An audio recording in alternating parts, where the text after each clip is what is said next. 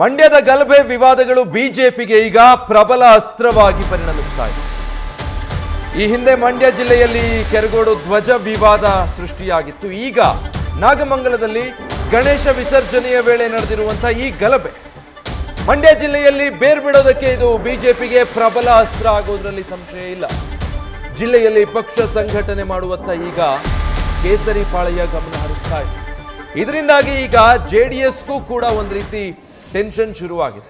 ಯಾಕೆ ಇಲ್ಲಿದ್ದು ಜೆಡಿಎಸ್ ಮತ್ತೆ ಕಾಂಗ್ರೆಸ್ ನಡುವಿನ ಜಟಾಪಟಿ. ಮಂಡ್ಯದಲ್ಲಿ ಯಾವತ್ತೂ ಕೂಡ ಹಿಂದುತ್ವದ ಆಧಾರದ ಮೇಲೆ ಅಥವಾ ಕೋಮು ಭಾವನೆಗಳ ಆಧಾರದ ಮೇಲೆ ರಾಜಕೀಯ ನಡೆದಿರುವಂಥ ನಿದರ್ಶನಗಳೇ ಇಲ್ಲ.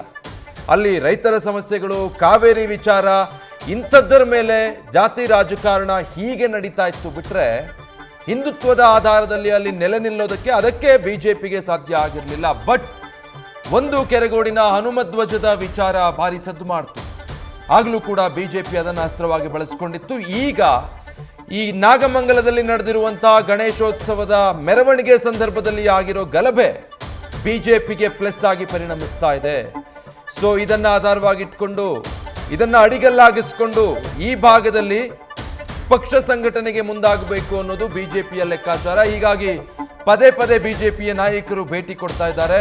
ಸಂಘಟನೆಯಿಂದ ಬಿಜೆಪಿ ಸಂಘಟನೆಗೆ ಮುಂದಾಗ್ತಾ ಇರೋದು ಕೇವಲ ಕಾಂಗ್ರೆಸ್ ಅಷ್ಟೇ ಅಲ್ಲ ಬಿಡಿ, ಬಿಜೆಪಿ ಜೊತೆ ಮೈತ್ರಿಯಲ್ಲಿರುವಂತಹ ಜೆಡಿಎಸ್ಗೂ ಕೂಡ ಇದರಿಂದ ಟೆನ್ಷನ್.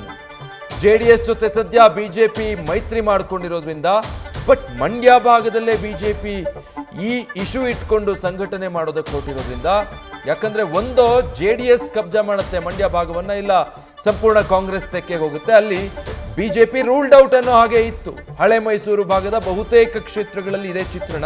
ಬಟ್ ಈಗ ಬಿಜೆಪಿ ಈ ನಿಟ್ಟಿನಲ್ಲಿ ಟ್ರೈ ಮಾಡ್ತಾ ಇದೆ. ನ್ಯೂಸ್ ಫಸ್ಟ್ ನಿರ್ಭೀತಿಯಿಂದ ನಿಮ್ಮ ಪರವಾಗಿ.